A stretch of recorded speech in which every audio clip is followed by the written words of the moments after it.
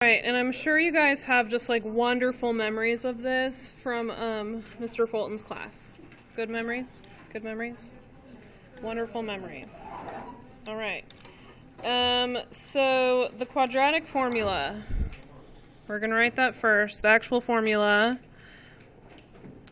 Negative b plus or minus square root b squared minus 4ac all over 2a. My best getting hit on story has to do with the quadratic formula, which is appropriate since I'm a math teacher. I'm from Oregon, like the state of Oregon. I don't know why I specified a state. It's not like you'd get it confused with a country or a city, but anyway, I'm from Oregon. And in Oregon, that you do not pump your own gas. You have somebody pump it for you. It's called a gas station attendant. I know, it's great. Hello. You do not have to tip them. It is great. It is their job to pump your gas. And yes. Or you can do it on there, it's fine. Whatever you want to do is fine. And I'm gonna get a job pumping gas. Yeah.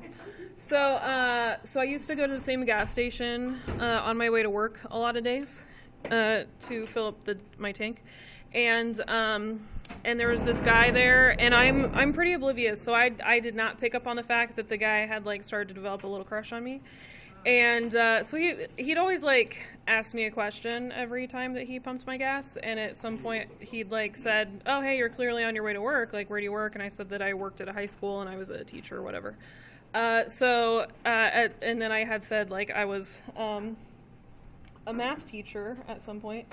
And so then the next time I came in, he didn't say anything. Didn't like preface this with like a, "Oh, so, you know, blah, blah, blah." No, I said, "Hey, fill it with regular, whatever." And then I sat there, and then he sat there, and then all of a sudden he started singing the quadratic formula to the tune of "Pop Goes the Weasel." Bro, what the heck? That's weird. Yeah.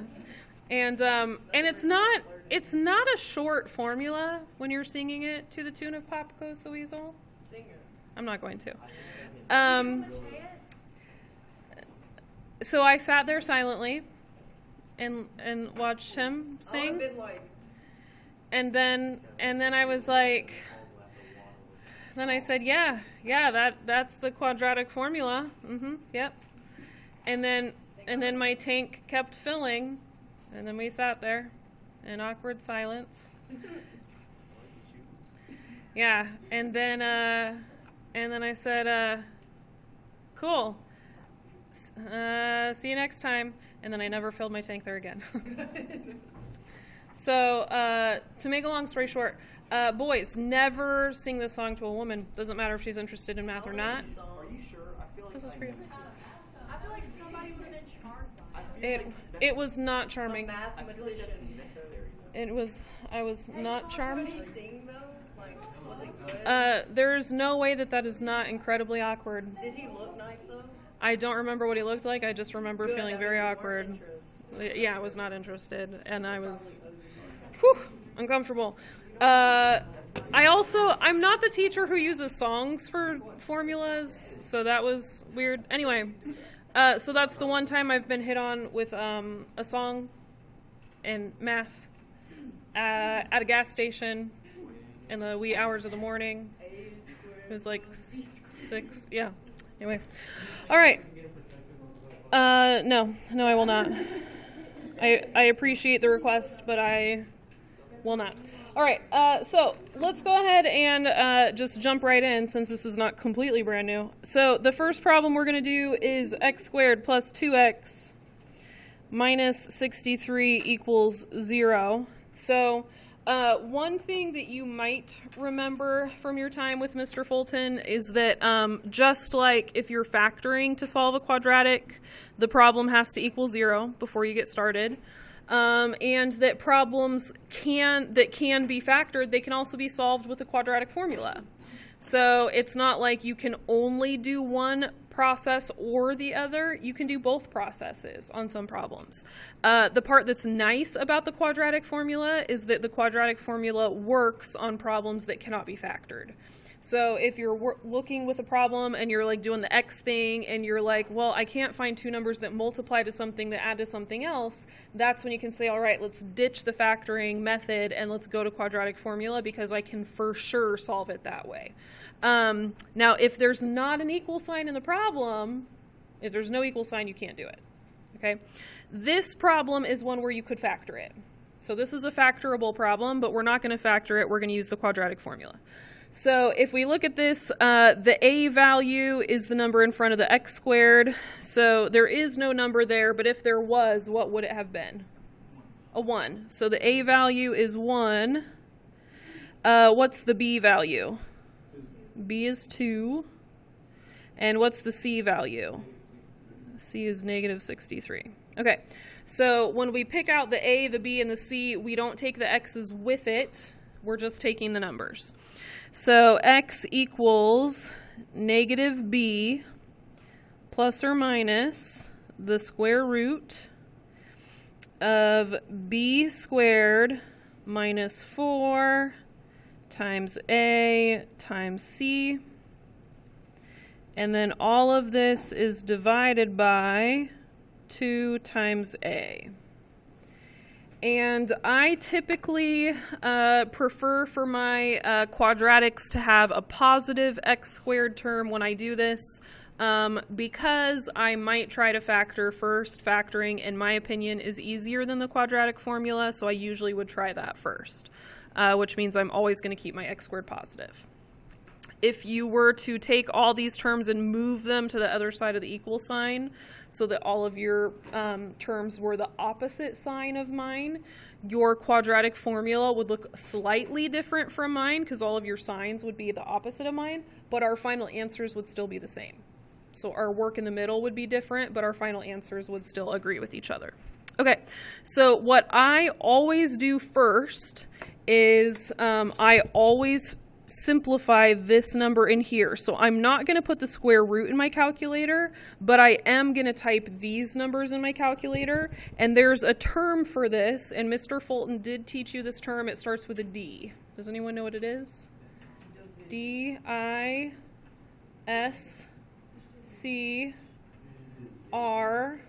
Discriminant. It's a discriminant.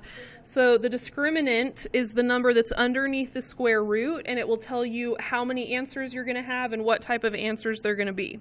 So what we're going to do is we're going to type the numbers underneath the square root, and we're going to find out what the discriminant is.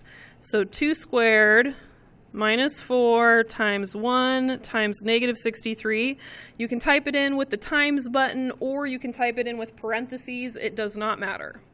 So if you guys start typing that in on your calculators, because everybody should have a calculator at their desk, what are you guys getting for the discriminant? 256? Is that what everyone got? Yes? 256? Okay, so I took my discriminant, I figured out what that was. The bottom, 2 times 1, that's just 2. 256. Okay, so now from here, once I've got this, I'm going to go ahead and I'm just going to plug this in all at once on the calculator. And I know that in a lot of classes, maybe math classes in the past, we have used Desmos, but if you're in honors, then you're probably going to stay in honors. And so it's good to know how to use the calculator, especially if you're on the honors track and maybe going towards like honors math 3, maybe onto pre-calc, maybe onto calculus. Anyone? I'm trying really hard to start calculus at the school, so I would love that. Okay. How do we put what? You can't put a plus minus. You have to do it twice. You have to do it first with a plus sign and then second with a minus sign. So we're going to type in this fraction. So the way you get a fraction on the graphing calculators is you hit the green button, which is the alpha. So you do alpha and then y equals. So alpha and then y equals. And it lets you pull up a fraction, which is the first option, so you're going to press enter. So alpha y equals. All right, and we're going to type -2. So the negative is the button underneath the 3. -2. And then there is no plus minus button. We're just going to do the plus version first. So plus. And then the square root sign is blue, and it's above the squared button. So we're going to do the blue button, second x squared. That's how we get the square root sign. Everybody good? You do second x squared. How do you do the fraction one again? The fraction was alpha y equals. Alpha y equals, y is up here. Okay. 256, and then gonna go down 2. Yep. And these answers are going to be really nice because in the original problem, are there two numbers that multiply to -63 and add to 2? Yes, there are. This is a factorable problem, which means we're going to get nice answers for this. So 7 is the first answer. I don't want to have to type all this in again, so I'm going to hit up arrow, and I'm going to go up until this is highlighted, and then I'm going to press enter. So what I'm doing is I'm copying and pasting all that work I just put in again, and then I'm going to go back, and I'm going to change this to a minus, and so that's how I did the plus minus. So I have to plug this in twice. So +7, -9. Does that make sense? Okay.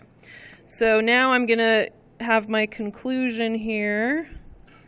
X equals +7 and -9. There's my two solutions. Okay. Let's try another one. Factoring it would have been easier because we would have said, oh, what multiplies to -63 and adds to 2? And our numbers would have been +9 and -7. And then we just would have changed the signs from the parentheses to get +7, -9. So factoring, in my opinion, is the easiest way to do it. And if I was doing this problem originally, I would not have used the quadratic formula to do the problem. I would have factored this problem because it is faster to factor. So as a math teacher, as someone where math, I'm comfortable with numbers, things might come quickly for me, I would look at this, and if I could factor it, I would. If you can't factor, quadratic formula works every time. So some students get to the point where they go like, oh, quadratic formula works every time? I'm just never going to factor again. I'm going to use the quadratic formula every time because then I always know that it works. So it kind of depends on what your preference is. However, remember the quadratic formula doesn't work unless the problem has an equal sign in it. So think about the factoring problems that we did those first few days. They didn't have equal signs. So you don't want to completely ditch factoring because you don't want to forget how to factor. So there's pros and cons each way. Factoring is certainly faster if you have good multiplication skills. So, okay. Next problem, 6x squared minus 11x minus 10 equals 0.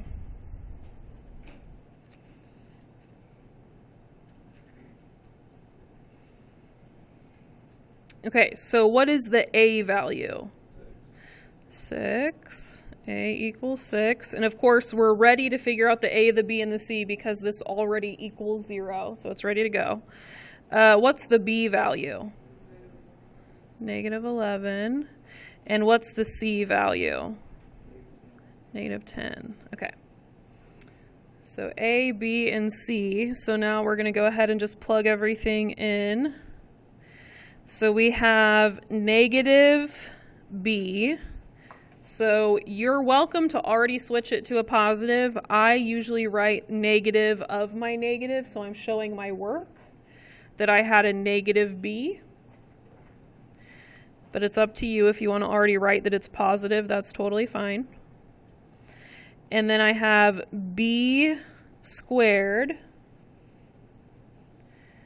minus 4 times a times C. And all of this is being divided by 2 times A. And we have to be extra careful on this one because the negative 11 squared will make a lot of students get this wrong. The negative one?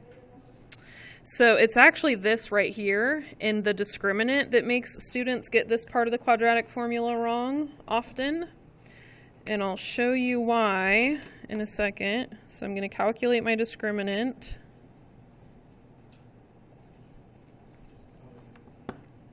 So a lot of students know if I was to take a negative number and square it, negative 11 times negative 11 is what?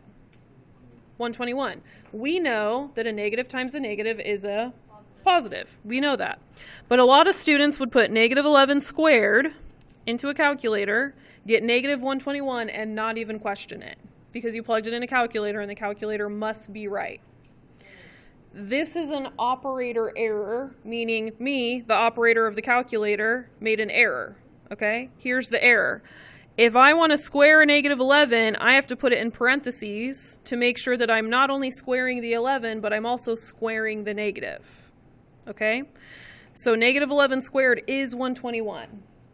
If you type in negative 11 squared like this, your calculator is only squaring the number 11. It is not thinking of the negative as being squared. It is thinking of negative 11 times 11. Does that make sense?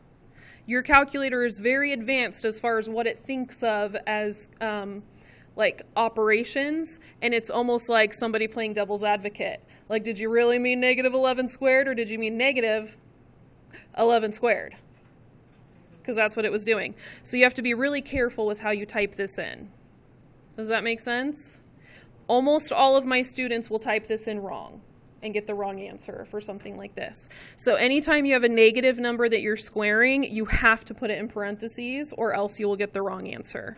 That's actually one of my dead baby animals over there. I think it's the otter. If you don't square the negative, is it the otter? It's on the bottom next to the puppies.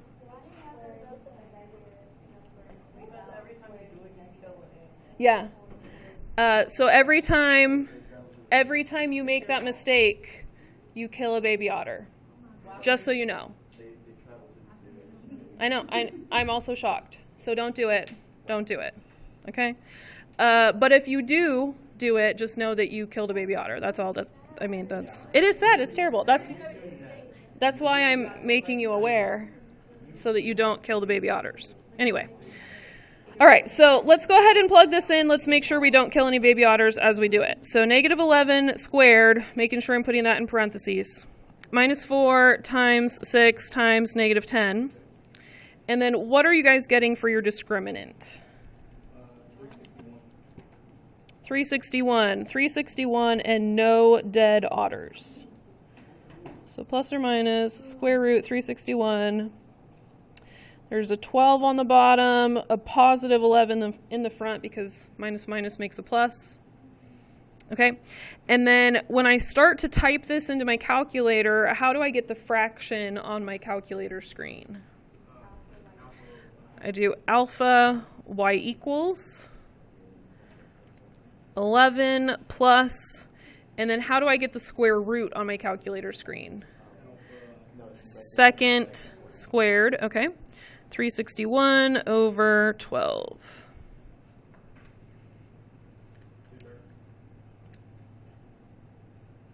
Did you do the minus already? You might have done the minus one. So 5 halves is the first answer if you do the plus version. And then if you go back and copy paste and do the minus version, then you get negative 2/3. Yeah.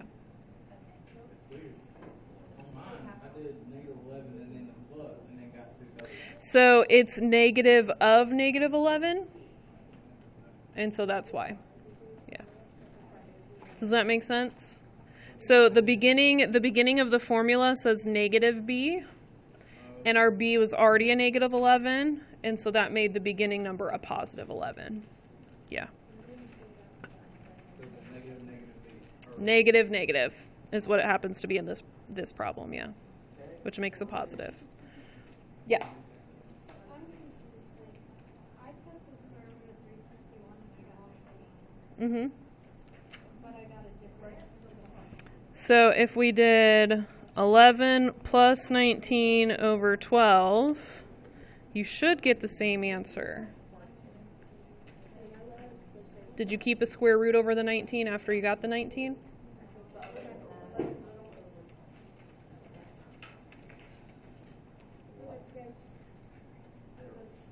Did you type it in like this? It looked like this when you typed it? Well, I first started grade in plus 19 and I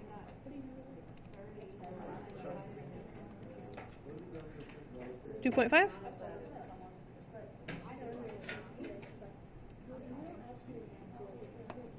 Okay. So there are some nice answers. That means, since we had these types of nice answers here, that means that this was factorable. What type of factoring was this? Slide. Yeah, slide divide. This was a slide divide problem. Again, this was factorable. I can tell based on the kinds of answers I had. Oh, so quadratic formula is like Yeah, it's an alternative to factoring. So if you are struggling to factor something, you're like, ugh, I know this factors, but I feel impatient, go ahead and do quadratic formula. Unless there's no equal sign. Honestly, I want to remove it. So the only reason to do or to See, if you told what us, sang us that formula song, is we could remember this I formula. mean, sorry, I'm started. The only reason not to do it straight up is just like factoring is faster. Factoring is faster, or if there's no equal sign.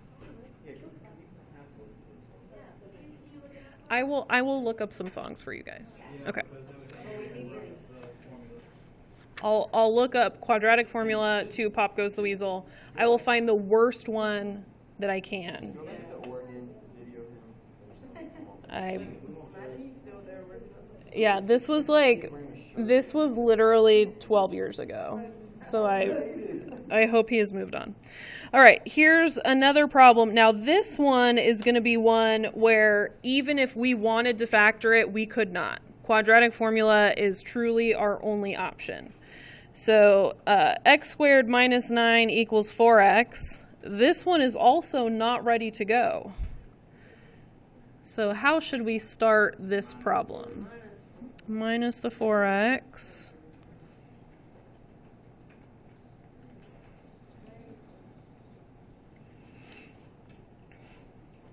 Why can't we back? So x squared minus 4x minus 9. So if I was trying to factor this one, I would say like, okay, what are two numbers that multiply to negative 9 but add to negative 4? And there's no way. There's just no way you could think of numbers that do that.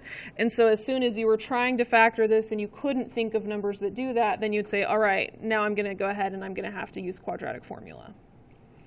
So what's my a value? A is 1. B is negative 4. C is negative 9. Okay, so we have x equals negative b plus or minus the square root of b squared minus 4 times a times c, all divided by 2a.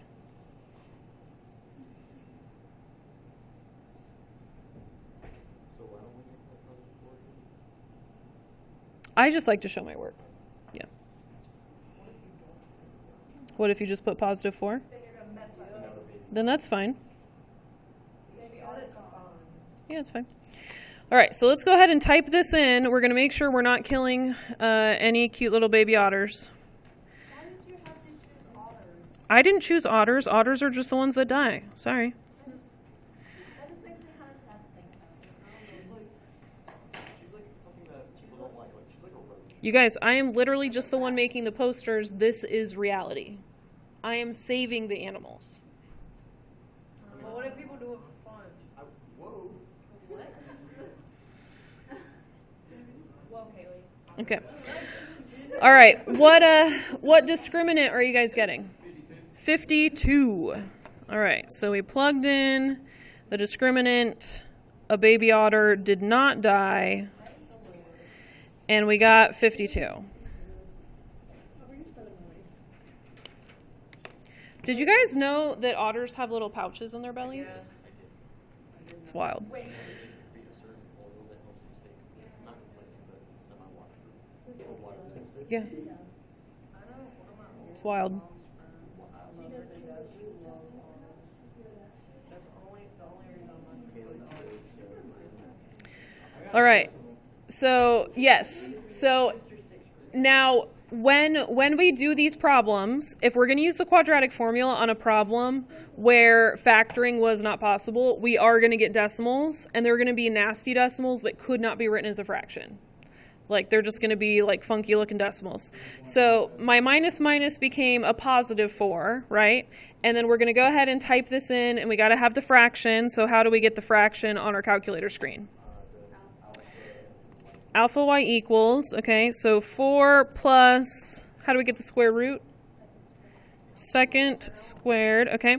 52 over 2. Okay, 5 point, and I always do 3 decimal places, so 5.606. So x, does anyone know what this means?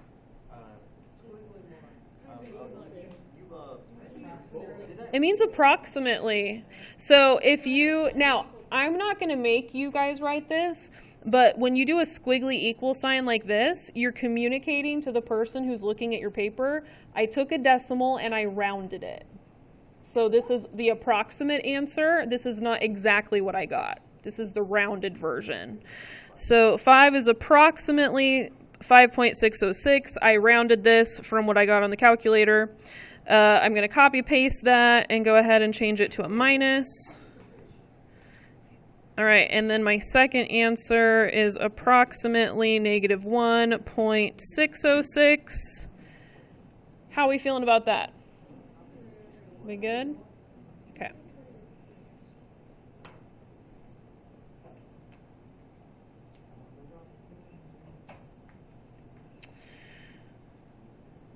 All right. I have one that I'm going to have you guys try, but there's going to be something wrong with it.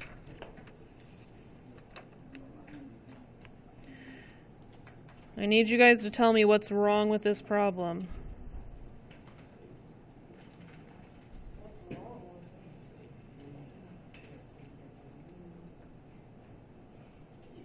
Sorry, I don't want to do this one. I lied. I'm sorry. I lied. Yeah.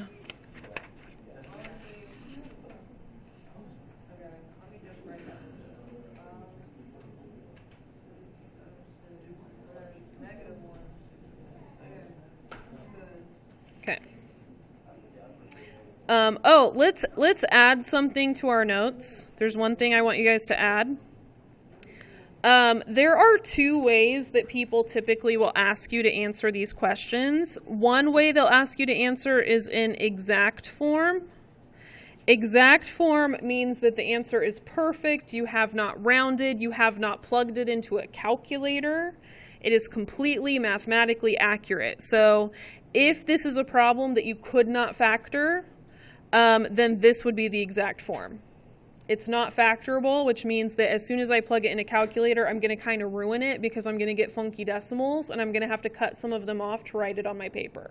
So this is the exact form. I've got to leave the square root in the answer for it to be exact. This answer over here is approximate. Once I plug it in the calculator, I get decimals. I have to cut some of them off to write it on my paper.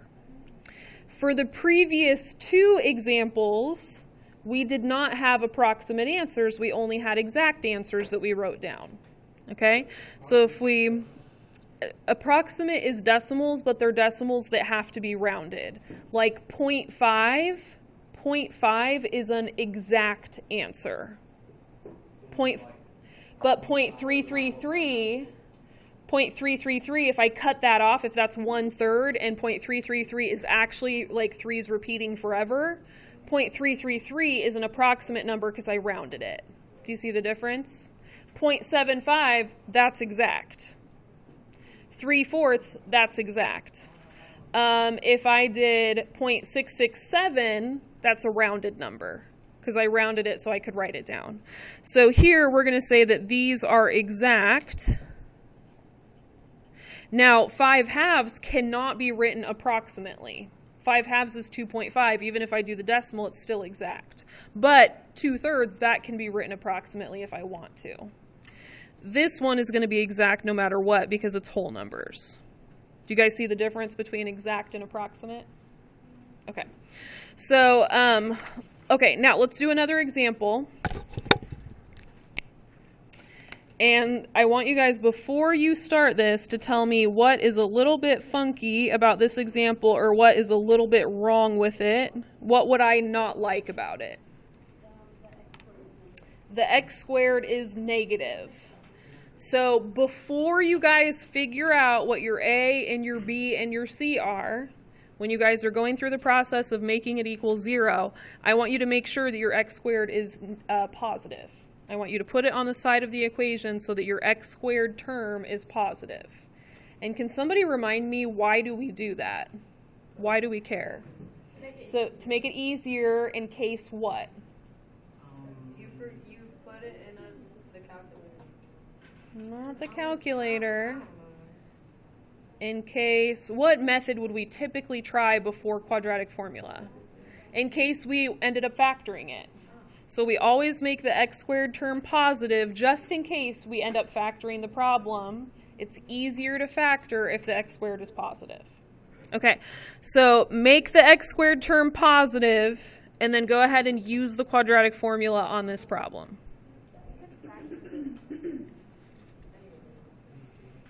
I don't think you can. Yeah.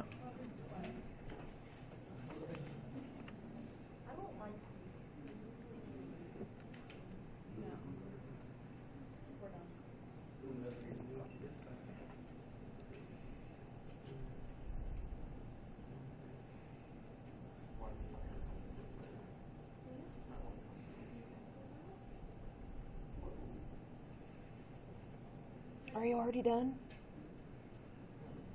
Trying to work.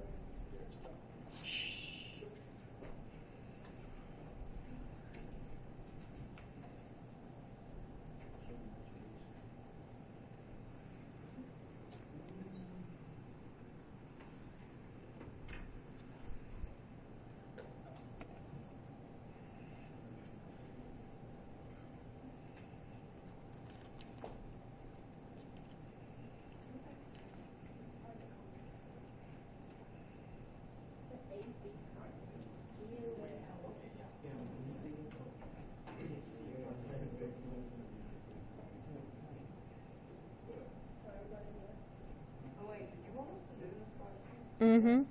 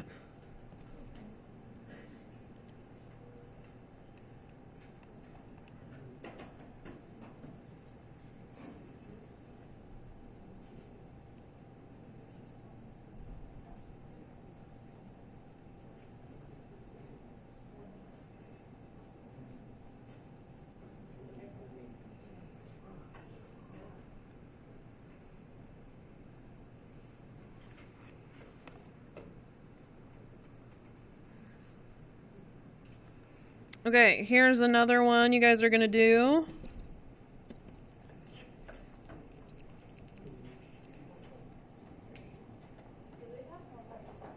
Mm-hmm. Why do you hate us? No, these are fun. All right, here's the one you guys are gonna do next.